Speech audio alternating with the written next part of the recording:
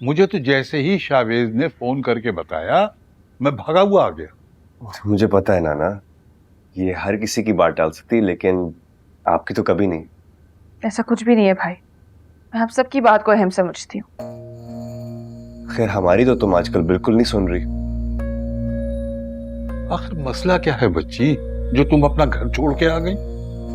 नाना अब्बू, क्या अरसल से शादी करने के बाद मैंने अपनी शिनाख्त खो दी है? अरे ये तुमसे किसने कहा? तो फिर वो अपने घर वालों का फैसला मुझ पे क्यों मुसल्लत करता है? हमने तो पहले दिन से अपने शौहर की हर कहीं पे सर झुकाया है। इतनी उम्र हो गई है मेरी। पूछो अपने बाप से, अगर मैं कुछ झूठ बोल रही हूँ, मैंने कभी भी उनके सामने चू तक नहीं की है। अरे उन लोगों का दौर और था बेटा, ये आजकल के बच्चे हैं, अपनी सलाहियतों पे एतमाद नहीं है इन्हें।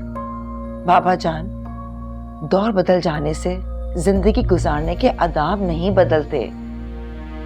इसको अपने शौहर की हर मर्जी और अपने घर के इक़दार का ख्याल रखना चाहिए। तो क्या अम्मा जाहिल औरतों की तरह घर पे बैठ के चूल्हा हांडी संभालूंगी मैं? तुम्हारा मतलब है कि तुम्हारी माँ जाहिल है जो घर में सबके लिए खाना बनाती है, घर का ख्याल रखती है?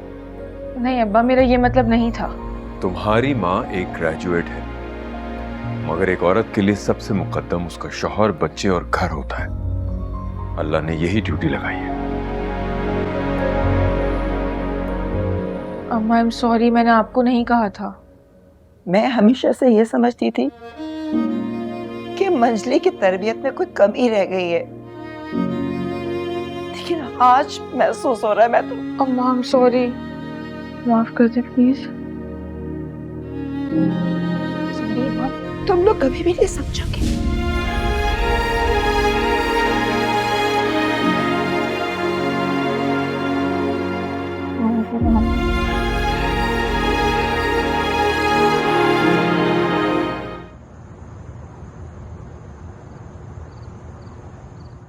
हम लोग यहाँ पर क्यों आ गए हैं? ये तो अरसल का घर है ना, तुम्हारी अम्मी घर जा रहे थे।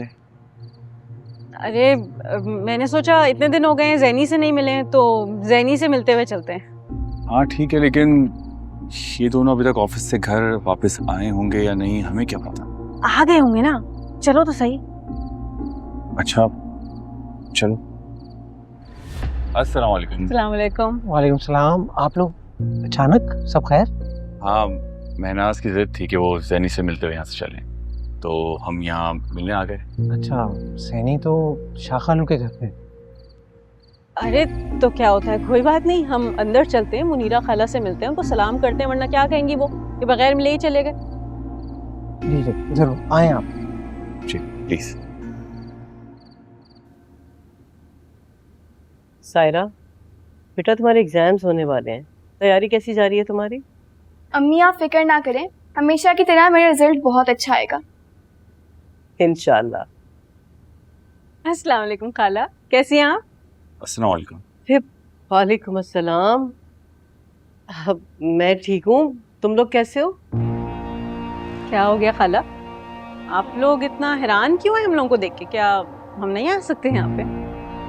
क्यों नहीं मिलने आ सकते भाई, तुम्हारा अपना घर है। ऐसे खड़े क्यों, आओ बैठो। आप लोग प्लीज बैठे। जी थैंक यू। सायरा बेटा तुम जाओ, चाय का इंतजाम करो। जाओ। मैं आती हूँ। ऐसा खाला, ये जैनी का है, नजर नहीं आ रही। जैनी अपने मैके गई हुई है। मैके? अभी तो इतना घूम फिर के आई थी और फिर से उठ के मैके चली गई। अरे आप लोगों के साथ थोड़ा टाइम स्पेंड करना चाहिए था उसे, टिक के रहती ससुराल में। ये तुम्हारा मसला नहीं, तुम बेफिक्र हो, वो आ जाएगी। हाँ तो मैं कब कह रही हूँ कि हमेशा के लिए चली जाए वहां पे। खुदा ना खास्ता, महनाज ऐसी बातें नहीं करते हैं। महनाज क्यों बेकार की बातें कर रही हो? अरे मैं क्या कह रही हूँ, मैं तो सिर्फ इतना कह रही हूँ कि बहन हूँ उसकी, तो मैं समझाती उसे। महनाज कुछ जरूरत नहीं तुम्हें समझाने की, सैनी वापस आ जाएगी, बहुत समझदार है वो। सायरा बेटा जल्दी करो।